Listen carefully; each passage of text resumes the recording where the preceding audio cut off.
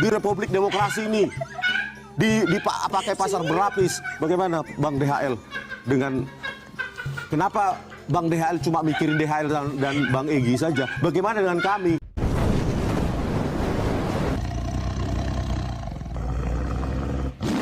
Assalamualaikum warahmatullahi wabarakatuh. Om Swastiastu, Namo Buddhaya, salam kebajikan. Sahabat-sahabat dimanapun juga berada, Rismon Sianipar. Aduh, teriak kamu Rismon ya. Hari ini makin nyaring saja, tapi isinya masih kosong sahabat. Efek kena 7 pasal. Bukannya introspeksi diri, malah sibuk menyerang Egy Sujana dan Damai Harilubis. Padahal kita tahu bahwa dua orang ini sudah damai sebenarnya, sudah selesai kan, sudah move on lewat restoratif justice dengan Jokowi. Jadi memang ironi sahabat, yang tidak kena apa-apa justru dituduh sebagai biang masalah, yang sedang terancam hukum malah teriak-teriak paling lantang. Inilah yang diperlihatkan oleh Rismon Sianipar. Wajar saja kalau kemudian ditampol oleh Damai Harilubis. Jadi teriakan Rismon ini lebih mirip orang yang lagi iri sebenarnya. Iri karena kemudian dia tertinggal dengan tuduhan 7 pasal. Karena dia akan meradang di penjara dengan sangkaan 7 pasal. Makanya sangat wajar kalau dia menjerit Damai Harilubis dan Egy Sujana. Ya harusnya kan pengacaranya si Tompel ya, itu berupaya keras berjuang bagaimana supaya Rismon ini dapat juga restoratif justice kodong. Kasihan sekali memang nasibnya. Coba kita cek sahabat ya, bagaimana ringisan daripada Rismon Sianipar ini. 7 pasal nih, kami para peneliti 7 pasal di Republik Demokrasi ini pakai pasar berlapis. Bagaimana Bang DHL dengan kenapa Bang DHL cuma mikirin DHL dan Bang Egy saja? Bagaimana dengan kami? Kalau tidak ada pertemuan tanggal 15 yang diinisiasi oleh Bang Egy Sujana, yang tanggal 15 juga nggak datang ke UGM, entah kemana. Ada yang bilang mampir ke Polda, ada yang bilang mampir ke Mabes Polri, ada yang bilang sakit, ada yang bilang ditahan. Kenapa nggak datang? Kalau tidak ada pertemuan kita 15 April tersebut, nah, saya ada jawab dong. kasus ini? Saya jawab dong. Jawab. Pertanyaan untuk UGM lain jawab. Nah, sekarang saya jawab tadi mengenai apa? Kenapa tidak memikirkan diri? Ya kan? Saya tertulis. Saya ditolak, saya tidak mau hadir, cuma hanya menghormati. Makanya sebentar saya pulang. Gitu loh. Saya cukup menghormati. Karena apa? Sama-sama penegak hukum dalam undang-undang advokat. Dan beliau juga mempersilahkan saya pulang, ada masalah. Ya nggak apa-apa bang.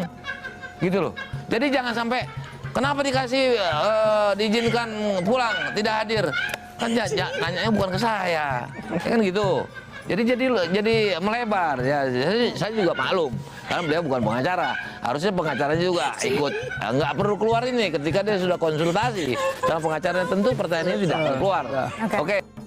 Jadi kalau kita melihat dari pernyataan Rismon Sianipar, memang yang disalahkan ini adalah Bang Egy Sujana. Ada bahasa yang tersirat tadi itu bahwa hal ini dimulai dari Bang Egy Sujana. Dan masalahnya adalah Bang Egy Sujana sudah selesai, Damai Harilubis juga sudah selesai. Mereka ambil jalur hukum yang sah, yang diakui undang-undang dan difasilitasi negara, yaitu restoratif justice. Yang saya kira inilah yang membuat Rismon Sianipar menjerit, karena membayangkan dirinya ditinggalkan oleh Egy Sujana. Padahal kejadian ini ada menurutnya ya karena Bang Egy Sujana yang mulai. Itulah satu realitas yang memang tidak bisa disangkal, bahwa hari ini teroris ini, terutama Rismon Sianipar, itu nada-nadanya kayak menyesal sahabat ya. Menyesal tidak dilibatkan oleh Bang Egy Sujana dan Damai Harilubis dalam proses restoratif justice. Kan kurang lebih kira-kira seperti itu. Nah, yang dia lakukan tentu berupaya tegar awalnya mengkritisi restoratif justice ini. seolah-olah bahwa itu dilakukan dalam rangka membuat pecah belah, dalam rangka menjinakkan orang-orang yang melawan Pak Jokowi. Padahal harusnya mereka tahu bahwa yang namanya restoratif justice itu adalah mekanisme sah, dan itu salah satu cara mengakhiri konflik hukum sebenarnya demi kepastian dan kemanfaatan. Artinya apa? Ya, kalau Egy dan Damai sudah RJ, cerita hukumnya tutup. Dan sebenarnya itu juga iming-iming daripada respons Janipar kasihan. Kenapa? Karena sampai hari ini kan dia masih teriak-teriak, dan di sini sangat terbaca keinginannya. Dia merasa ditinggalkan. Ya sesungguhnya kan angkat tangan saja bahwa saya juga ingin RJ, tidak usah memuncak-muncak di situ seolah-olah kamu ini tegar. Padahal kamu sesungguhnya juga sangat sakit hati melihat Bang Egy Sujana dan Damai Hari Lubis. Jangan sok tegar.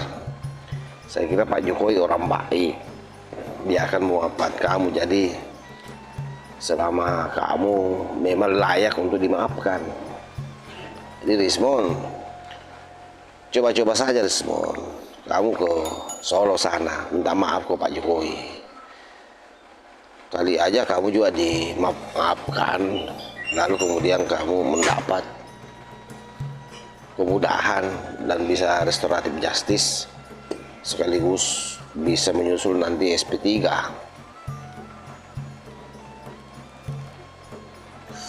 Jadi tidak perlu teriak-teriak di situ. Nah, kalau kamu teriak-teriak terus seperti ini dan cenderung menyalahkan Bang Egy Sujana dan Damai Hari Lubis, aduh, ini semakin menandakan bahwa kamu panik. Artinya kalau orang itu secara kecenderungannya menyalahkan pihak lain saat dia kehilangan kontrol atas situasi yang ada, maka tidak ada bahasa lain selain bahwa itu kamu lagi panik. Dan panik itu Rismon harus tahu ya, itu bukan strategi hukum, tapi panik itu justru akan membuat jejak digital makin panjang. Makanya kalau saya, apa yang disampaikan oleh Bang Damai Hari Lubis bahwa kamu memang tidak mengerti yang terjadi dengan mereka, ya seharusnya kamu mempertanyakan hal itu ke pengacara kalian. Karena kalian kan punya pengacara. Tapi memang dasar kalian punya pengacara juga kan pengacara yang tidak bisa diandalkan, pengacara yang hanya akan membuat kalian semua ini memang membusuk di penjara. Apalagi kalau kita mendengar apa yang disampaikan oleh si Tompel, ya memang tidak ada niatnya untuk membuat kalian bisa dilepas. Karena bangunan komunikasi yang selama ini dibangun keluar itu cenderung konflik. Ya, memang tidak ada harapan bagi kalian untuk bergantung di situ. Nah, itulah yang membuat Bang Egy Sujana dan Damai Hari Lubis saya kira lepak pagar duluan ya, karena dia menilai bahwa kalau dia sama-sama dengan kalian maka dia akan terjerumus, dan dia menghindari betul karena dia tahu bahwa cepat atau lambat ini akan terjadi kalau misalnya dia tidak mengambil sikap. Tentunya pengacaranya juga sikap, yaitu Ibu Elida ya, dengan sangat senyap, hati-hati membangun pertemuan dengan Pak Jokowi sampai kemudian lahir restoratif justice. Dan tidak lama kemudian, berselang 1 minggu ya, itu langsung keluar SP3 ya. Tertinggallah kalian hari ini mau ringis. Kasihan memang ini. Egy Sujana dan Damai Hari Lubis memperlihatkan kecerdasannya sahabat. Beda dengan respons Janipar, Tipa dan Roy Suryo, kebodohannya yang ditonjolkan, kebebalannya yang ditonjolkan bersama dengan para pengacara kuculuknya yang memang rata-rata memiliki dendam yang sama.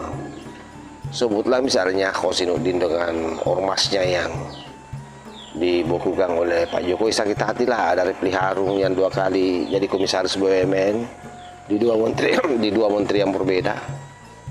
Artinya 2 kali dipecat oleh Pak Jokowi melalui Rini Sumarno dan melalui Erick Thohir. Bagaimana tidak sakit hati? Artinya mereka balas dendam, tidak melakukan pembelaan terhadap kalian. Saya kira demikian sahabat ya. Wallahul muwaffiq ila aqwamit thariq. Wassalamualaikum warahmatullahi wabarakatuh.